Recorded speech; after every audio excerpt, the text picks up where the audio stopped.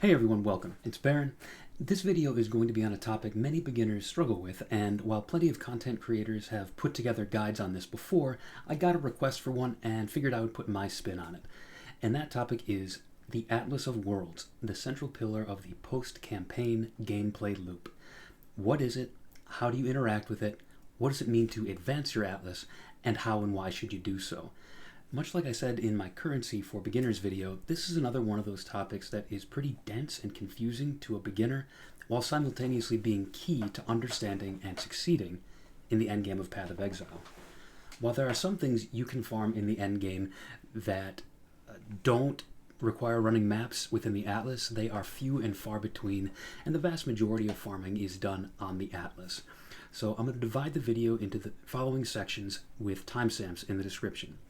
First, I'll describe generally what the Atlas even is and does. Next, I'll describe how it works and the general idea of progressing and completing it. I will follow that up by speaking about the specific mechanics you'll have to engage with to advance your Atlas, and then I'm going to take a brief detour at that point to explain why you would want to progress and complete your Atlas. And then I'll close with the most important bit, a specific strategy for how to go about doing this in an efficient way so that you don't find yourself a month into the league without a complete Atlas. If you're already familiar with what the Atlas is and does, and you know why you want to advance it, but you're just struggling with the map sustain needed to achieve that, you can use the timestamps to skip over those beginner sections and go straight to the chapter labeled Specific Strategy. Feel free to watch through completely though, you may pick up some info that you didn't know before. And as a caveat, which I like to give for most of my content, remember that this guide is a snapshot in time, and things are subject to change. The endgame systems in Path of Exile do undergo sweeping changes from time to time, and so this guide would have looked very different if I had put it out 3 years ago, or 4 years ago, or 6. But at the time of publishing this video, in August of 2024, this version of the endgame has been stable for quite a while, and I don't know if they'll want to introduce any big sweeping changes with the imminent launch of Path of Exile 2, so I do hope that this video remains relevant for a while. So for starters, what in Rayclast is the Atlas? Well, actually it's not technically in Rayclast at all.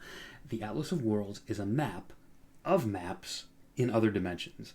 And to make that statement make sense, and I will, we should start by covering the basics of what a map is in Path of Exile. Now for most players, this will be a review of material you already know, but it's worth establishing the basics so that we're all on the same page.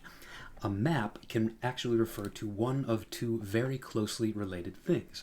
Either an endgame area based loosely on a campaign zone, or the consumable item that you use to access one of those areas. Think about the difference between the phrase, I found a map, the item you use as an entry token, and I ran a map, the area. That's the distinction I'm talking about. You need the item in order to run the area, so in a way they're one and the same, but you may have heard them referred to as both items and areas, and that might be a little confusing, so a new player should just try to keep in mind why that's happening. The same word is used to apply to both things. So you start finding these map items late in the campaign, but you won't be able to use any of them to access map areas until after you've beaten the final campaign boss and unlock the epilogue, where you will be introduced to the map device. This device can be accessed either from the epilogue area or, more commonly, from a device you can place in your hideout using the decoration function. This map device should remind you of the thing you used in Act 7 to locate and fight Malagaro. You place a map item inside the device and activate it, thereby consuming the item and opening 6 portals to a new area.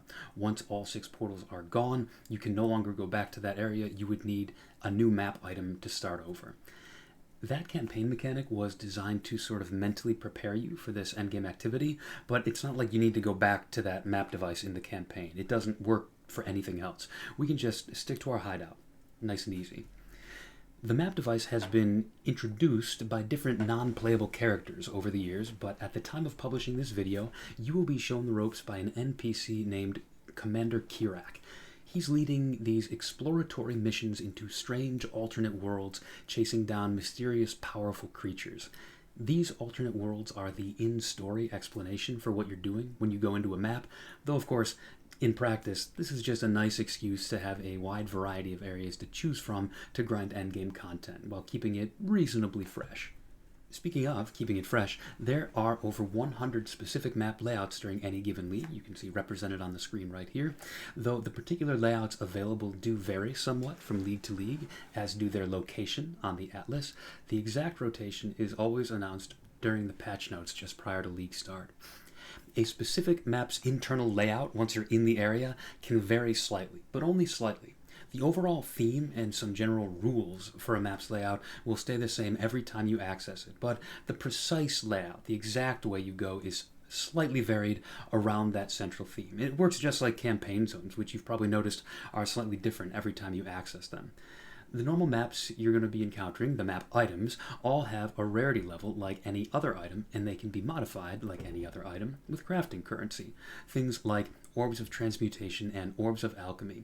What this does is it makes them more difficult in various ways, but it also commensurately makes them more rewarding by increasing the number of monsters in the map and the quantity of items dropped by each of those monsters. There are also a select few unique rarity maps. These are based loosely on the layout of a regular map, usually with some gimmick added in, ranging from fun gimmicks to rather annoying gimmicks. But the unique maps cannot be modified in any way.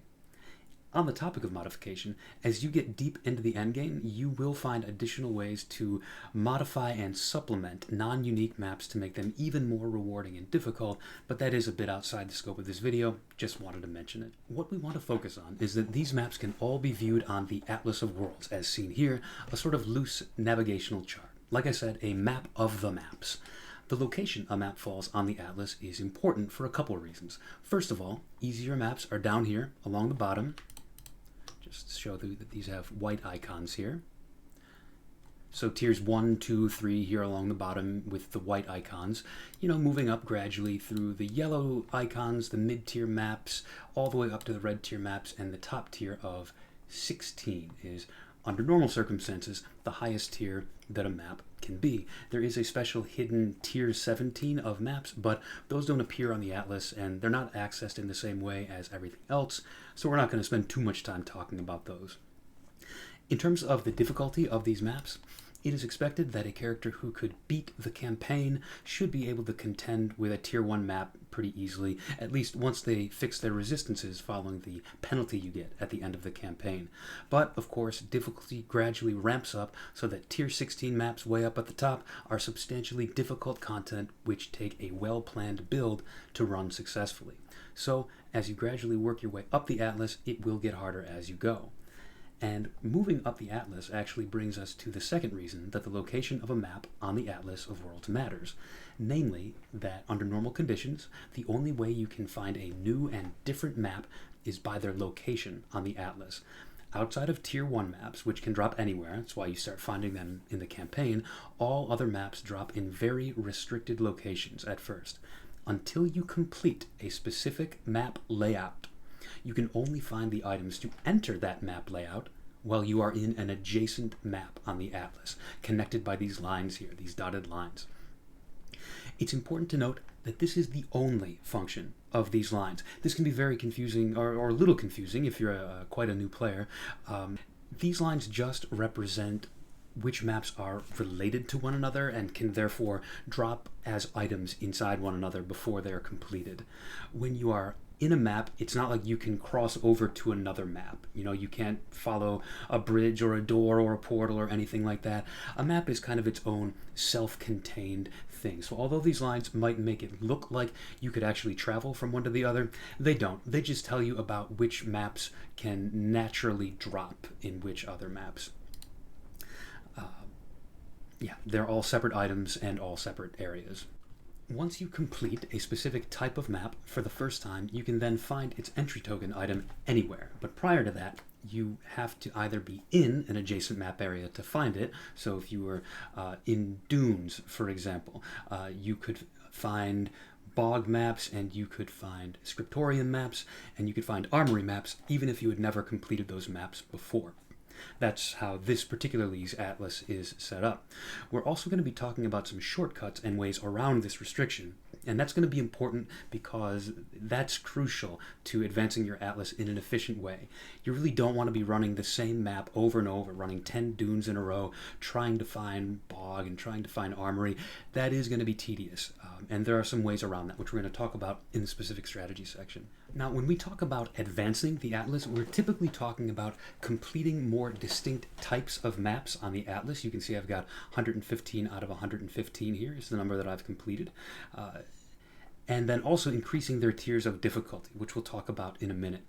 A big part of this is completing what are called bonus objectives. See, when I hover over this, it's labeled completed bonus objectives. So you can see by hovering over a particular map, you can see what is the bonus objective for that map, but it's actually fairly easy to remember. Normally, a map that drops with a white icon, tiers 1 through 5, the bonus objective is to complete the map as a magic item by applying an orb of transmutation to it, then entering the map area and killing the map boss. For any map which would normally drop with a yellow icon, tiers 6 through 10, the bonus objective is to complete the map as a rare item by first applying an Orb of Alchemy or, pro tip here, an Orb of Binding. Orbs of Binding become fairly useless for their intended function in the endgame since there are plenty of cheap ways to get a 4-linked item, but they can still be used to turn a map rare and have no effects on links, because obviously maps don't have links. And this is desirable because there's a lot of things that you're going to want to save your Orbs of Alchemy for. So Orbs of Binding are just a cheap thing that you can do basically for free on your maps and conserve those alchemies for other stuff, which we're going to talk about that in a bit. And then finally, if we move to the top, for maps which have a red icon, tiers 11 through 16, the bonus objective is to complete the map by killing the map boss as usual, but only when the map item was both rare and corrupted by using a Vol Orb on it. Note that corrupting a map with a Vol Orb can change the modifiers to be ones that are deadly to your build, or even change the map area itself into a completely different map, which can be frustrating if you only had one copy of the map to work with and you wanted to get its bonus objective. Suddenly you're left holding the wrong item. That can happen, just one of the risks and one of the barriers to completing your atlas. And then, other than the usual maps we just discussed, the only ones left are unique rarity maps, which you can see some of these are jutted off to the side of the normal map upon whose layout they are loosely based. These unique rarity maps, you just have to complete the map. You don't need to modify it in any way. Just open the map, kill the boss, done. No modifications necessary. Now, an important thing that I need to say regarding strategy, as a sort of sneak preview for that section of the video, is that you should virtually never run an incomplete map without also fulfilling its bonus objective at the same time, or else you're just going to have to waste time coming back and do it later. The only niche case where you might want to complete a map without simultaneously fulfilling its objective, having the correct rarity on it, is in the specific case where if a Kirak mission is offering you an incomplete red map, but it's not corrupted. In that specific case, running it may be the best option because although it doesn't give the bonus objective, you can't modify the map yourself to corrupt it and fulfill that bonus objective, but at least you go in, you beat it, and then you unlock the ability to find that map elsewhere. We'll talk more about Kirak and the specifics of that mission system in the specific strategy section. But to go back to those bonus objectives though, their primary purpose is that each one gives you a single point towards the biggest prank ever played on new players in the history of gaming, the Atlas passive tree. Yes, that's right, as if the 1300 node passive tree wasn't enough for your skills, you now have a second passive tree. Just as you're starting to get mildly comfortable with the first one, the game unleashes this new monstrosity on you. Rather than modifying your character, the Atlas passive tree modifies the content which appears in your maps, making farmable content from previous leagues and patches more common, more rewarding, or both. This skill tree is absolutely central to endgame farming strategies, so people try to gather up those bonus objectives as fast as possible. In fact, I actually imagine wanting to get those points is a driving factor behind a lot of you watching this video. It's important for me to mention at this point that a recent and very welcome change allows us to have up to 3 loadouts for our Atlas tree, which you can see here at the top with this drop-down menu. So previously it was fairly expensive to respec and swap between different setups, different layouts of the Atlas passive tree. You had to spend an orb of unmaking for each point you wanted to respec, which that could add up, especially early on. But nowadays, on top of your original default Atlas passive tree setup, you unlock a second available loadout with you get it with the points totally unallocated. You can do whatever you want with it, and that unlocks when you get your 50th bonus objective. You unlock the third and final one when you complete your 100th bonus objective. And that tends to be pretty convenient timing because that's around the time, around 50 and then around 100, where you might want or need to change up your strategy a little bit. Now, you're going to get a total of 115 points from racking up the bonus objectives, and then you're going to get another 17 on top of that for following the various endgame pinnacle boss quest lines, which actually neatly brings us to our next topic. As you advance up the Atlas, completing harder and harder maps and hopefully getting their bonus objectives along the way, you'll start coming into contact with some mysterious people and phenomena. At the risk of some mild spoilers here, to give you a general idea of what happens, you meet the Maven, a strange, childlike, eldritch entity accompanied by her envoy, a messenger who sort of explains things to you in his overly verbose, lengthy way. I like him for some reason, who can say? You're going to learn about other eldritch entities like the Maven, starting with the Eater of Worlds and the Searing Exarch, who have been central features of the endgame progression in Path of Exile since patch 3.17, Arch Nemesis League, from back in February of 2022. You are instructed to chase these entities by using a new set of quest items you will receive from the envoy when you encounter him in a map. And that part is crucial. Be careful to pick these items up from him. Many newer players are confused why they can't progress the quest line, but you do have to talk to an envoy in a map and take the items from him. I remember when the content first launched in 2022, there was a lot of confusion about that. So be sure to talk to the envoy in maps. After that, the next time you touch your map device, these items will be automatically applied to it, modifying the map device, giving it an optional button toggle, which will cause either the Eater or the Exarch to influence any map you run. Influencing here refers to giving new packs of monsters associated with that chosen boss into the map. So packs of monsters which are fire and chaos damage based will get added for the Exarch, and then cold and lightning damage based for the Eater of Worlds. These mobs of enemies will occasionally and randomly spawn altars when they die. These altars are a little pop-up menu giving the optional choice to make some feature of the map harder in exchange for rewards. Once you run into those monsters, those influenced monsters, for the first time in a particular map encounter, a small ring around the map device, which we will take a look at here. There we go. We've got the two rings, one for Exarch, one for Eater. That small ring will tick up by one little notch, one little square there on that circle will tick up when you run into those monsters in a map for the first time. And this is what it means to pursue or chase these entities, ticking up that little counter by running maps with their influence. Now, notably, for most of the maps you run, you don't technically have to finish the map and kill the boss to tick the encounter up, but as you're going to see in the strategy section, at this point in your journey, it's highly recommended that you kill the map boss anyways, so that is kind of a moot point. So the game ties this influencing system to your Atlas progression by restricting the maps which can gain the boss's influence to only be higher tier maps. Once the circle reaches halfway around, so once it gets to the bottom here, you beat a map boss at that point. This is the one where you actually do have to go in and beat a map boss to get the results of this. You'll receive an item from that map boss, an invitation to fight a mini-boss who's associated with whichever entity you are pursuing. The Eater's mini-boss is an annoying bastard by the name of the Infinite Hunger, while the Exarch has a much more manageable mini-boss named the Black Star. And then, you guessed it, after beating those mini-bosses, you continue to advance the wheel by running more maps with that influence, and when the wheel gets all the way around, filled up, the next map boss you kill will drop a second invitation, this time to fight the big boss themselves.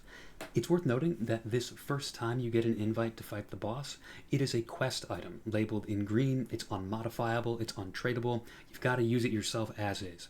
But if you do this process again in the future, as you can see I am doing here, If you fill that circle again and again, all subsequent invitations you receive will be modifiable, tradable items, and those versions of the Eater and Exarch bosses are a bit harder than the versions you'll fight for the quest. Many people, myself included, tend to sell the subsequent invites for profit rather than facing the boss every time and gambling on getting something good, which is very rare. You're usually operating at a currency loss as opposed to if you had just sold the item. But that's up to personal preference. As I mentioned, these Eater and Exarch quests happen at the same time you are advancing to harder and harder maps up towards the top. And then beating these bosses for the first time also provides a notable change to the Atlas and its difficulty. They drop quest items called Voidstones. There are a total of 4 Voidstones, which you can see I've got socketed here. These are quest items to collect. You can store them over here or put them on your Atlas. More on that in a second. The Eater and Exarch happen to drop the first 2 of these Voidstones. Now, you might hear some of us ancient old-timer players slip up and call these Watchstones from time to time. That's just what they were called from 2019 through when Eater and Exarch got introduced. But Watchstones are no longer a thing. That's just a mistake on our part. They're just called Voidstones now. So the Atlas has these sockets on it, as I mentioned, into which you can optionally place these Voidstones one at a time, up to 4. And it's like you would place a jewel on a socket on your passive tree. And they have a global effect on the Atlas, which you can see kind of sweeping up the Atlas whenever I socket one of these things. Their main effect is that they cause the tiers of any map below tier 16 to bump up by a few. Tier 16 maps at the top remain tier 16, and then everything below gets bumped up a little bit per Voidstone. So if I've got 1 socketed here, this used to be a tier 1 map, now it's a tier 4 map. I socket a second one, it's a tier 8 map. And, the ones up at the top, ones that were 13, 14, those are now going to become 16 maps, things like that. As you can see, the goal is to eventually get all 4 Voidstones, forcing the game to only drop tier 16 maps for you. There are some other subtler effects that we're going to cover later in the video, and these are things that actually make Voidstones low-key pretty important for advancing your Atlas, not just making your maps harder. But before we get to that, there are 2 crucial things that I need to explain about the Voidstone's main function, things which are commonly misunderstood by new players, including me when I was a new player. So I'm with you, I get it. The first thing is that these Voidstones do not change existing map items, like this one. They do not change items.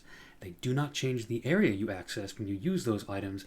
They only change the drop pool for which map items you can now find. To repeat, items you own, items you receive from other players, items you put in the map device do not change in any way as a result of the Voidstones. Only your future drop potential is changed. No matter how many Voidstones you have socketed, if I put this tier 1 map in here, I'm going to be opening a tier 1 map with the low level 69 monsters. None of that changes. What the Voidstone does change is how future map items drop for you. Again, you can think of this as a modifier to your loot pool, that invisible list of items that are available to drop from defeated enemies. And if it helps you wrap your head around this at all, keep in mind that you can even dodge the restriction on how you move up the Atlas by purchasing or being gifted from another player a higher tier map, a tier 16 map. You could put it in right now. Even if you're only running tier 1 maps, you could open a tier 16 map that you got from another player, one that used to be a tier 4 map over here. And the Voidstone wouldn't stop you from doing that. The lack of Voidstone wouldn't transform it back to a tier 4 map. It doesn't change the item. You could go into that tier 16 map. What it does do is change which items you can find while playing. And so as a small aside though, it is worth noting that there is still a level-based restriction involved here. So as a general rule for the whole game of Path of Exile, you cannot find items that are more than a couple of levels higher than the current area level. So let's say you've got a pair of Voidstones socketed, right? And this is restricting your drop pool. It bumps up the area level of maps you're going to find in that area. You'll no longer find any maps that are below tier 8, that is to say below item level 76 and area level 76.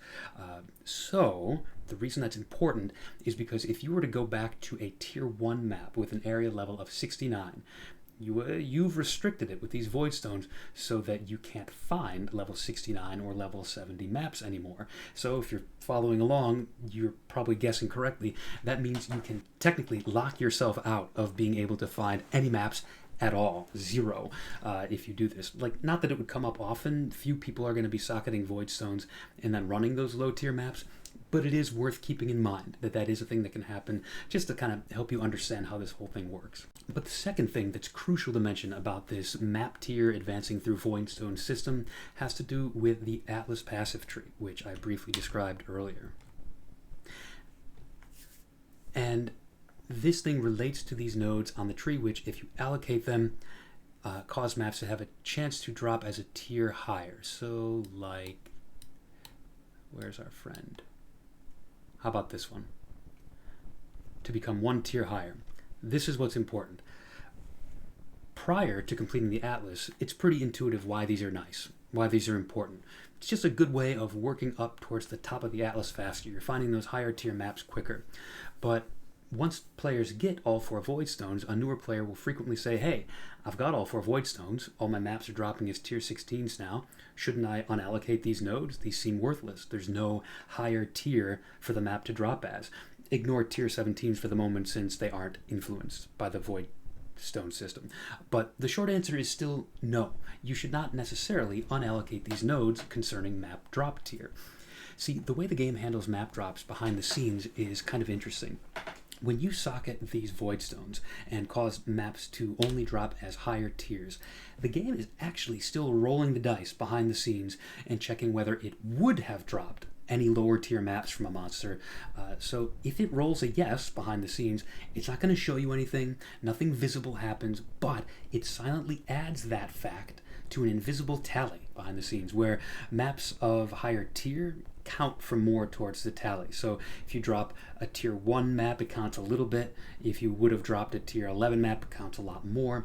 And then once that tally adds up to a certain total, we don't know the exact numbers, but at that point the game will drop you a map of whatever your lowest available tier is at the moment. So if I was running with 2 Voidstones, that would be tier 8, but in most endgame circumstances, that's going to be, once that tally builds up to a tier 16, it will then drop you a tier 16, an extra one that you wouldn't have found before.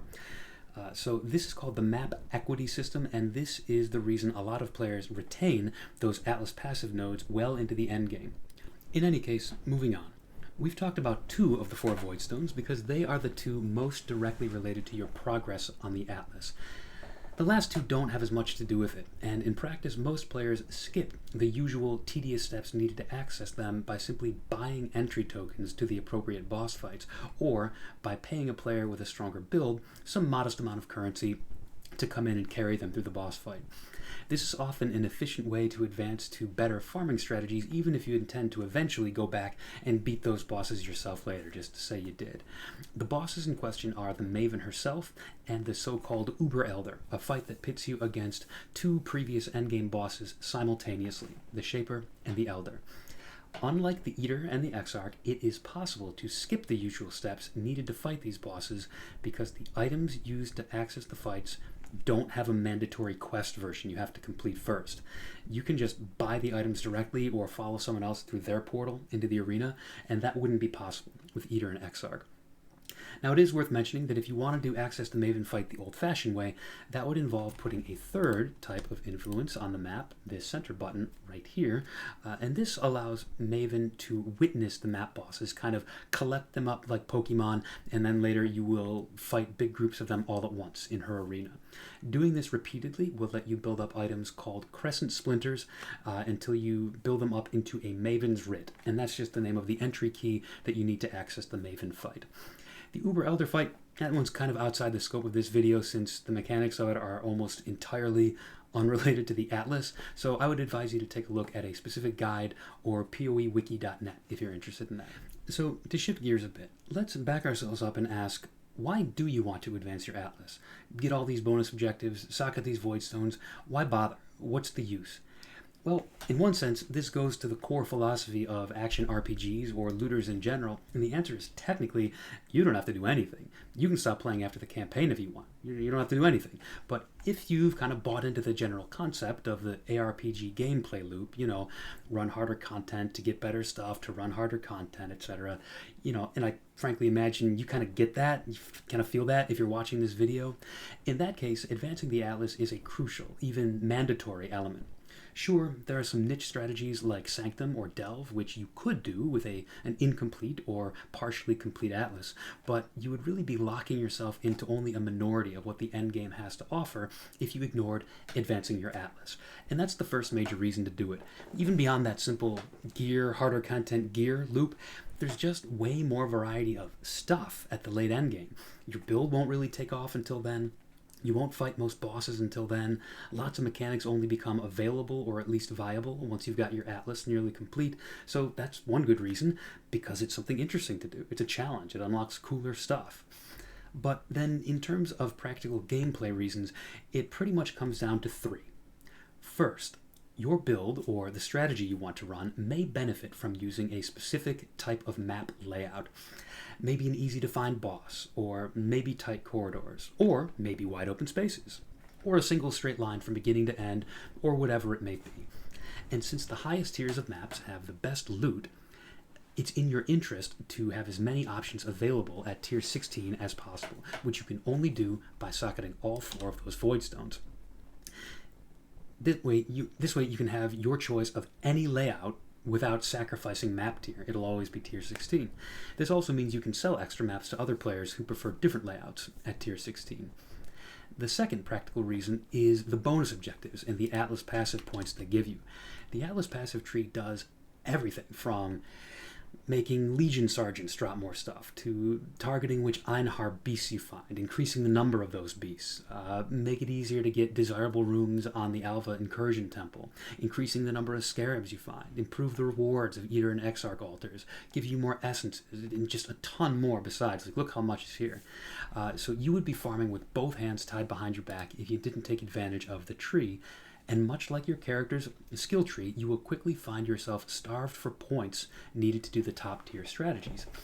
You'll want to get at least 110, 120 points ASAP, and ultimately get all 132, and that means working your way up the Atlas quickly and efficiently. The final reason to want to advance your Atlas has to do with map drops. So we talked about Voidstones, and one of their other effects, other than increasing the tier of maps that you find, is that each Voidstone you have socketed gives you a 25% chance for your maps to drop a tier higher, like those modifiers we found on the Atlas passive tree. And so, at 4 Voidstones, you would have a 100% chance for the map to drop a tier higher, or, to put it more accurately, a 100% chance for that map, that invisible map, to count as a tier higher towards the map equity system. So, in short, this makes it easier to get more maps, better maps, higher tier maps. And then there's also tier 17 maps. As previously mentioned, these are special content that you don't find on the Atlas. Any tier 16 map drop has a very tiny chance to be randomly converted to drop as a tier 17 map instead, which is far more rewarding, far more dangerous, and can be sold for a nice chunk of change to a player whose build is capable of running the content. And so each Voidstone you've got socketed literally exponentially increases the chances of getting a tier 17 map drop, meaning that whether you run those tier 17s yourself or sell them for profit, it is very important to have all 4 Voidstones socketed as soon as you can. Just as a quick ancillary note here, for lack of a better place to put it, you may see people like myself with a map device that doesn't have the standard 4 slots for items. Normally, you could put in 1 map and up to 3 scarabs or fragments to modify or enhance the map. But some people have 5 or even 6 slots, allowing them to modify their map in more and more powerful ways. One of these extra slots is unlocked by progressing the Maven questline to fight groups of bosses like I mentioned, and then the other is unlocked by completing any tier 17 map, or being in the room when somebody else does. Another ancillary note that doesn't really fit in anywhere else in the video relates to the map favoriting system. So let's take a look at that. When you do a variety of endgame content, things like beating various bosses or invitations, you will unlock a total of 12 of these map favorite slots, which live along the left side of your atlas. You can see how to unlock each one by hovering over it with your mouse. And you are going to use these map favorite slots to see more of the maps drop that you want to see. These won't be super crucial to advancing your atlas unless you're playing in solo self-found, since in Trade League we've always got the nuclear option of trading for maps rather than running several repeats of maps we already completed.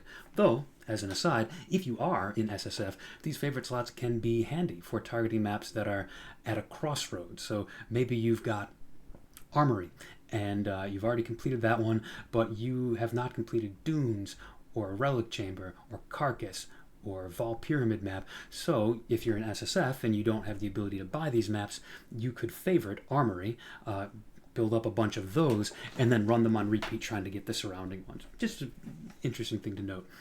But really, in both SSF and in Trade League, the favorite system really comes into its own in the late endgame when you frequently want to run a strategy on the same map over and over. The map favoriting system, it doesn't cause more maps to drop, it just places a large bias in favor of whichever map you select. Each of these individual slots applies a 10 times multiplier to the likelihood of getting a specific map, and you can put the same map, as you can see I've done here, in as many favorite slots as you want, giving a theoretical maximum of 120% more chance to drop that map instead of anything else. And now, with that very lengthy beginner's introduction out of the way, let's get to the real meat and potatoes, actual strategy for advancing your atlas quickly on League Start. And the first tip is pretty obvious. If you're holding a map that you don't already have the bonus objective for, run that first. The golden rule is to never run repeat maps if you can avoid it. I think this league I was at like 70 consecutive bonus objectives, aka 70 distinct maps run in a row with no repeats, before I ran into my first repeat. And honestly, I didn't even need to do that repeat. I could have just traded for a map or two from other players and keep the streak alive. I was just being lazy. But needless to say, any time that you're spending not completing a new bonus objective is time wasted, at least prior to getting those first 100 bonus objectives or so. Why run the same map 10 times in a row when what you really want is to be getting different ones completed quickly? Those maps are going to drop loot just as good as any other, so why not prioritize doing different ones? And on that same note, unless you have a very specific game plan in mind, you should probably be prioritizing your Atlas advancement over dedicated farming. Farm only the amount of currency needed to upgrade your character, the bare minimum to do the content, and put all other time and energy into working your way up the Atlas. If at all possible, you shouldn't really be thinking of taking your foot off the gas and focusing on farming until you at least unlock your third Atlas passive loadout at 100 bonus objectives. So what do you do when inevitably you run out of new maps to run from your stash, but you only got 12 bonus objectives and you want to keep chaining together uncompleted maps like I did, rather than giving up and running a repeat? This is extremely common, and it's where we are going to make good friends with our new pal, Kirak, who introduced the Atlas to us in the first place. Kirak has two mechanics which interact with each other and help us shore up the gaps in our Atlas completion. The first is that he offers map missions to run maps without needing an item. He will provide the item. These maps will not use your Atlas passive tree, but they do award bonus objectives as long as the criteria are met. So they are often a quick way to find a map you haven't done yet and keep that chain going. Old guides that you might find, they might mention Kirak offering one mission per day as long as you log in sometime that day, but that advice is outdated. That has been patched out. There is no longer any automatic generation of Kirak missions. You get them randomly when completing maps and killing the boss. Again, important to kill those bosses. This makes the specific nodes you're going to take on the Atlas passive tree pretty important, so we're going to discuss that in just a minute. When a Kirak mission is generated randomly on completing a map, you will be offered either a white, yellow, or red tier mission based on the tier of whatever map you just completed. You will occasionally find items as loot called scouting reports, which you can use when Kirak's mission window is open to re-roll the available map options. Let's take a look at one.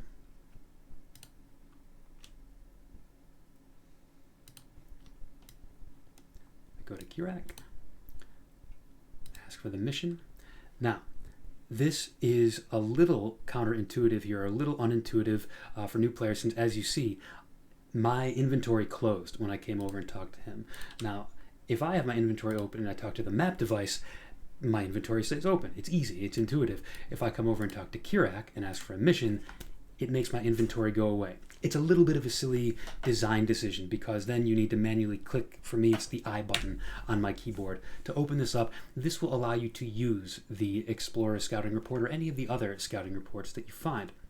What this does is it re-rolls the available missions. Now, I'm not going to do this because I actually want to run this city square map at some point, but when you right-click on this with Kirak's window open, it has to be open, this most common type of scouting report, the Explorer's one, will prioritize non-completed maps. So that's a really important way of getting access to maps that you have not completed yet. The second Kirak mechanic to pay attention to is his inventory, where he sells maps for currency under his purchase items inventory. This is one big reason why you want to conserve Orbs of Alchemy early on. His yellow maps will cost Elks, typically, although sometimes Orbs of Chance, apparently. But here you can see this one's an Elk. Sometimes his rares will cost Elks and even Chaos, which can get expensive. Honestly, if they're costing Chaos, it's probably cheaper to go on trade and get it at that point. We can talk more about that later. So here's the important thing to note. His inventory refreshes after every time you run one of his missions. So until your Atlas is done, never run 2 missions back to back without checking his inventory in between. You might miss the opportunity to buy a map that you need. So there is therefore kind of an order of priority you should adhere to, and the beauty of it is that at any step along the way, you may be able to stop and go back to the top of the priority list if you find extra maps as you're running the content. So for those of you who are musically inclined, consider this as a sort of DC al coda, a directive to go back to a certain point and repeat the music from there. Or if coding is more your jam, think of this like nested loops. Anyways, so the priority order. First of all, top priority. Run any incomplete maps you already own. Easy enough, right? You will likely find more along the way as you run these, in which case, stick with this top priority. If you've got incomplete maps, run incomplete maps. After you're all out of those, check Kirak's inventory for maps and buy any incomplete maps you can afford, then immediately run them. Now here, I would consider buying them from him only one at a time to potentially save yourself some currency. You can imagine it might be possible. I buy 5 maps, and while I'm running the first one, I drop one of the other ones that I just bought. So I could have had it for free, but I wasted currency on it. So it can be a cost savings in the long run to just buy and run them one at a time. It's not going to happen super often, but it's always going to feel bad when it does happen. So I go one at a time. And then if you do find more incomplete maps on the ground, like I said, while you're running one from his inventory, great. Go back to the top and run those incomplete maps that you now actually own, and then only return to the inventory when you are totally out of incomplete maps. Just try to remember his inventory will still be there when you run out, and you want to run maps you've already got to make sure that you don't purchase something you're not going to need from him. Then, when you're totally out of maps in both your stash and Kirak's inventory, then check his mission for incomplete maps and run one if it's available. You'll note that since Kirak missions are randomly generated on map completion, this tactic of saving his missions for kind of the last resort, this maximizes your chances of having generated some in the meantime while you are completing those other maps. If an incomplete map is not available as a mission option, use any scouting reports you might have to fish for more. You can even consider, and this is what I would do, consider trading for a scouting report on the currency exchange with Faustus, who I've got placed in my hideout here. These will not be too terribly expensive, even on League Start, and it may be a valuable use of your time and currency. Now, after running a Kirak mission, if during that process you found new incomplete maps inside it, great. You know where I'm going. Go back up to the top, run that map, and any other incomplete maps you find while running that.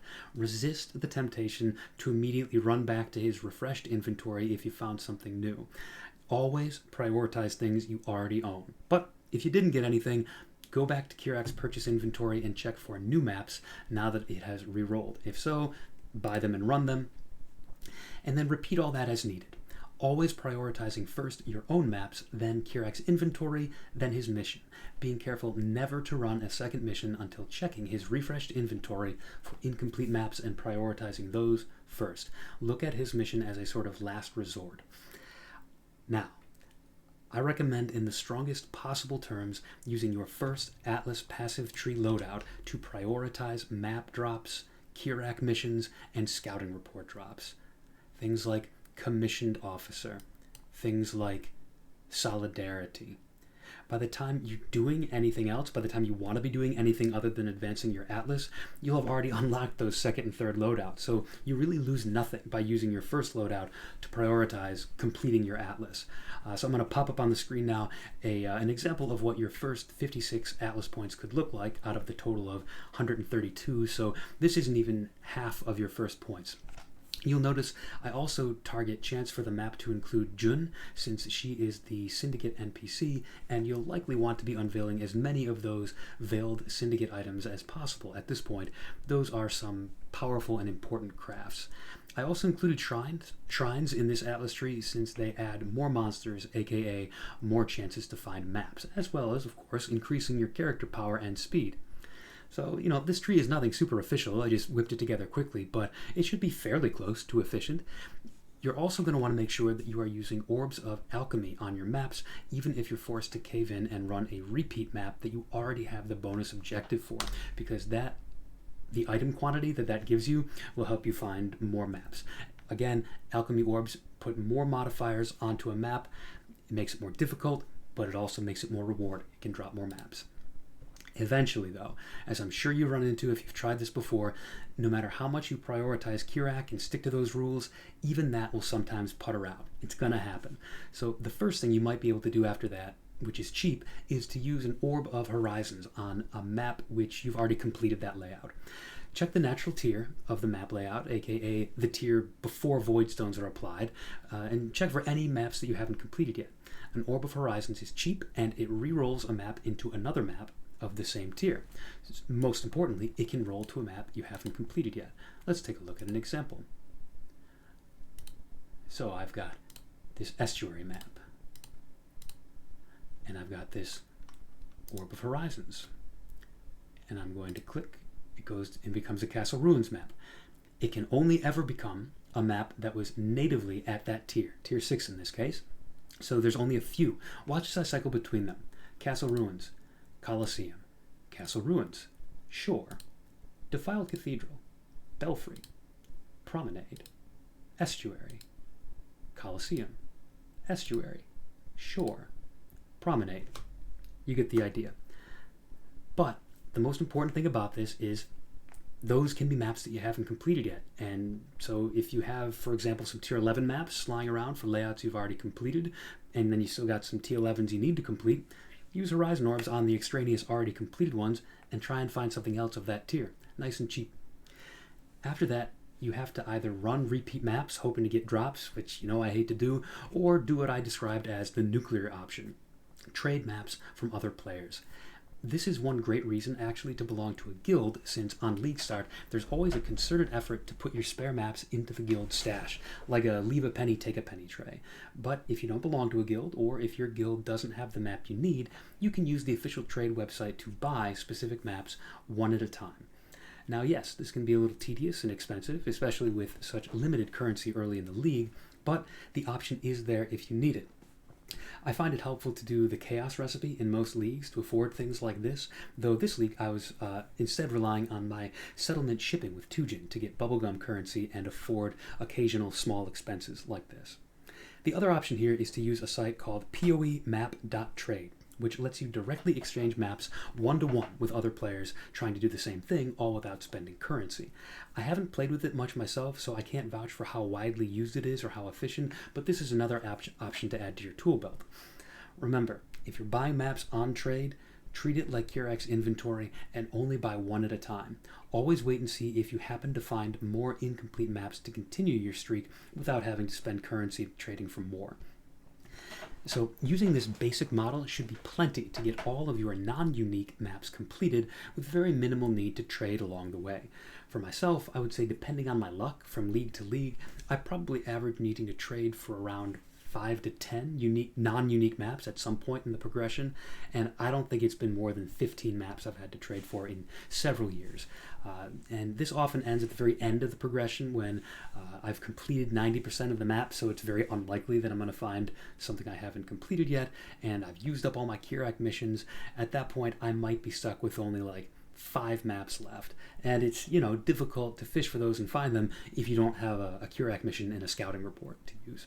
But honestly, once you're down to around 5 incomplete maps, it doesn't feel too bad to trade for them. You're just glad to put the finishing touches on the thing.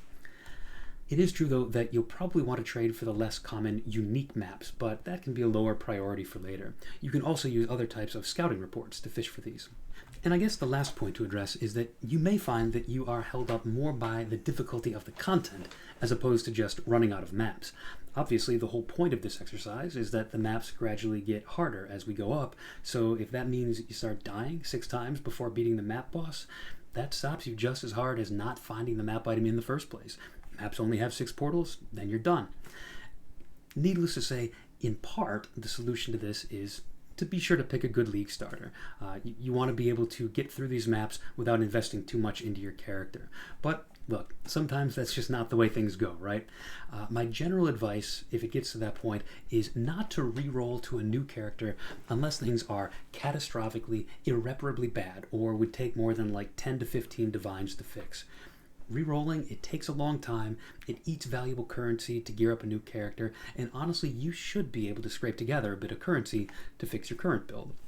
You can do that by running free or very cheap, easier, farmable content, low-level content. You know, some content that comes in lower-level varieties you can look at are Delve, Heist, Blighted maps, logbooks. Then there's content that doesn't care what level you do it at, it's always going to be the same. Things like Alva Temples, Syndicate Masterminds. So you can get the currency. Now, if you need advice on how to spend that bit of currency to improve your specific character, you can always stop by my channel, drop a comment with your Path of Building file, or visit the Path of Exile or Path of Exile Builds subreddits. There are often some cheap options we can help you identify to get you back to grinding maps and completing your atlas on a budget. But with that, I think that brings us to the end of the guide. If you've made it all the way through, now you know what the atlas is, how it works, why you might want to advance it, and some specific steps you can take to speed up that process. I really appreciate you tuning in. Leave any questions in the comments, and take it easy, everyone.